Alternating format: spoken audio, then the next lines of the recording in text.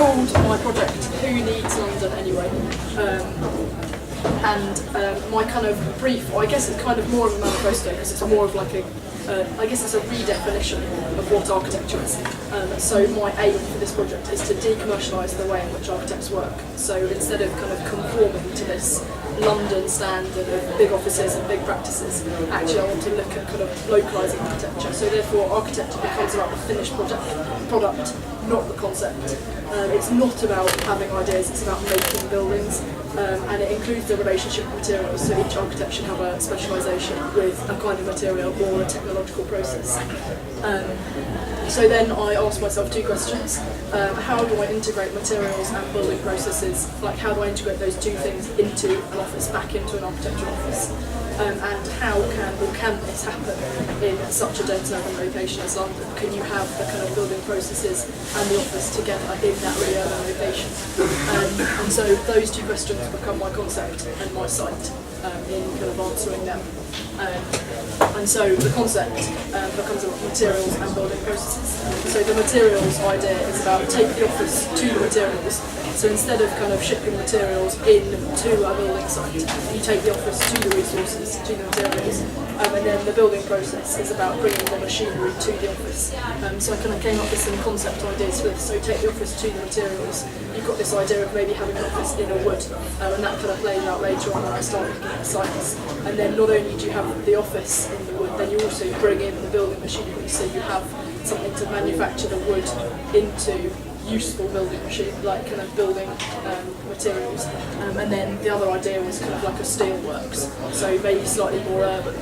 You use kind of reclaimed steel from old buildings and you kind of melt it down and reuse it. And how does that work with the office? How do you slot an architectural office into a steel works?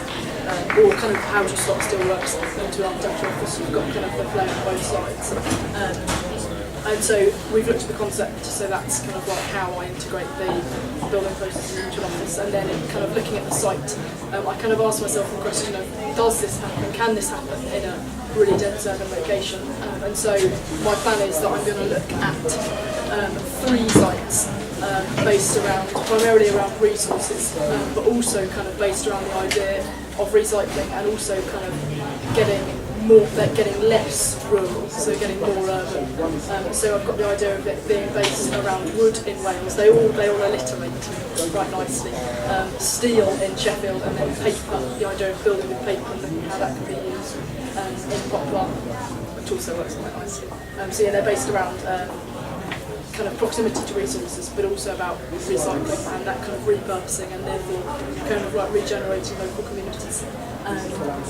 And so the first site is in Wales, just on the kind of England-Wales border, looking at like building with wood and how that can be used kind of like to using this local material, hope like to regenerate. So you've got local architects using local material to regenerate the local area. So this idea of bringing the local back into kind of the architectural process. And then the second site is Sheffield. So there's a redundant steelworks, which was where they discovered stainless steel in Sheffield. It was kind of by accident, and that's now abandoned. But I quite like the idea of repurposing that and reusing that to manufacture steel and then to be used in the building industry. And then the third site is Poplar baths, so kind of using that as a kind of paper processing, taking the kind of recycled paper that Poplar and Tower Hamlets and London produces, and then kind of reusing that to look at how that can be used for building materials, for maybe like kind of like a printing press or something like that. And so you kind of get this idea. So I had this crazy idea that you could use the swimming pool in Poplar to put the paper into, because you could like put the paper in water and kind of push it down before it can then be reused again. So I thought that's a really practical way. I'm sure there are other ways to kind of reuse the space. So yeah, just kind of to sum up, so my kind of main brief is to decommercialise the way in which architects work. So it's the idea of getting back to materials, getting back to the kind of building process, and also it's a lot about the kind of locality in which the offices are. So the concept is about integrating materials and building processes back into the office. So the office is no longer removed from the site or from the building processes. It's kind of integrated into that, and then I've got these 3 sites based around resources and recycling. And kind of in terms of this concept of like having building processes, I've started to look at that a bit further. Yeah, so I've got these next steps, and yeah, I've looked at this, how the office and machinery could be combined.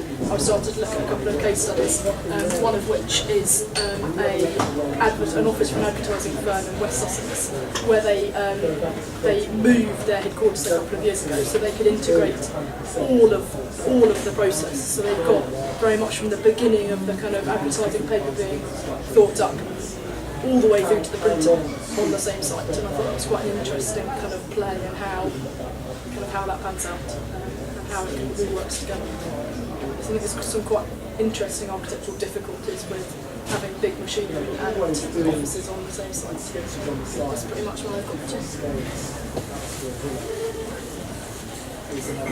Does this mean that you need an architect in every place that you're going to have some kind of building or intervention? Or do they have any kind of